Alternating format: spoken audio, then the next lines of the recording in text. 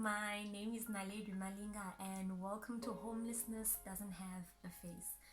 This is my story, this is my journey, this is about my life of being homeless in the very city that I was born in. 29 years this year in October, and I've never had the privilege or the opportunity to call a place home. The questions that I always had difficulties were Lipikaya, where are you from? I could always answer where I was born, but I could never answer where's home because I never had a home. I never had a place of comfort. I never had a place where I knew it's secure, where I knew ikaya, indawo is a place where it doesn't matter how it may look, it's still your home. I never had that. I never had that shack or not, stena, building, brick house. I never had that. I didn't have a home. And this journey, I will unpack with you in all the different places that I have lived and living on the way. And I don't want to say street, I want to say on the way because literally that's where I have been living on the way. Welcome. I lived in F section with my grandmother and mother until the age of 8, where my mother and I had to move and we lived in Mowbray. My mother had received a job as a domestic worker and the employer had asked her to stay in one of the houses, which was in Mowbray, and the other one was in Observatory. The houses were student accommodation, so my mother would clean, and so that my mother would be in a form of caretaker in a way in the one in Mowbray. We lived out there, it was great. I had an awesome life. I'm telling you, it was great.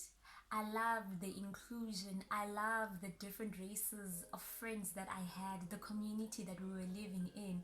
We would all go walk to school together. If we were not in the same school, we were at neighboring schools, so we'd still walk together, come back together, wait for each other.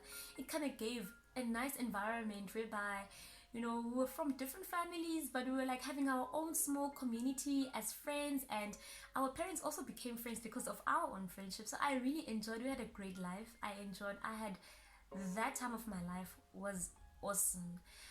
We lived there for about 3 to 4 years. Maximum was 4 years, I think, and we had a problem.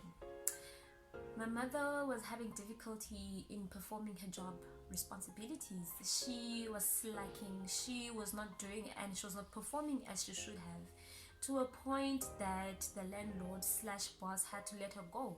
And that was all due to the problem that she had at the time, drinking. We had a neighbor who was selling beer, selling alcohol. It was like a shebeen in a way. So every now and then she would go there after work, she would stay there to a point that it affected her job. In that way, it affected our lives to a point that he said we needed to go. We didn't have anywhere else to go. So one of her friends, we stayed with her for 1 month, but after that, she couldn't anymore because there was too much responsibility. I know now as an adult, I live by myself, and having to have another woman and her child stay in a small space where I'm living, I wouldn't be able to cope because there are so many dynamics that come with that. And now I understand. At the time I didn't understand because this friend was the one who was almost every day in our flat, and now we're only staying for a month here and we have to leave. Fine. We then left, and while we were on the road, there's a conjoined bridge that's Mowbray and Observatory. Really, just there, a man saw us with our bags that we were walking. We had quite a lot of bags. We didn't have much. We just had bags of clothes. And he asked us where we were going. And we told him we don't have anywhere to go. And that man's most reaction to having to stop and ask was how he saw me. I was sad. I was crying because I understood that we don't have anywhere to go, and I know that I don't know where we're going now. So he stopped because of that, and sorry. And he actually asked if he could help us, and my mother said yes. So he took out his phone, he made a call, and he assured us that there is a place that he could take us to. And to assure us, he put the phone on my mother's ear for her to hear the woman on the other phone. Fine. We got into his car, we left, we went to Athlone. This place was in Athlone, and it's in Lawrence Road. It's no longer there now. And when we got there, it was this brown building written with a big billboard of Place of Hope, you know, caring for women and children. And at that time it was for battered women and children. And I kind of had hope.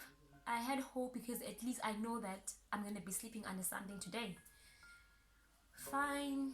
My mother did all the process, you know, for her, the documents, you know, she's staying, and, you know, everything that needed to be HR, admin, that was sorted. We stayed there. That was the first to a whole lot of shelter homes, children's homes for me. That was, it was, in this case, it may seem like, oh, there was victory or there was safety, oh, now, but for me that meant something different.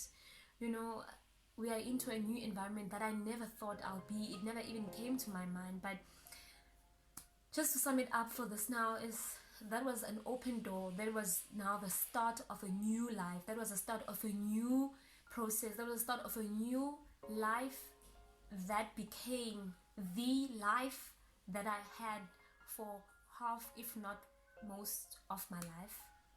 This is my story. Homelessness doesn't have a face.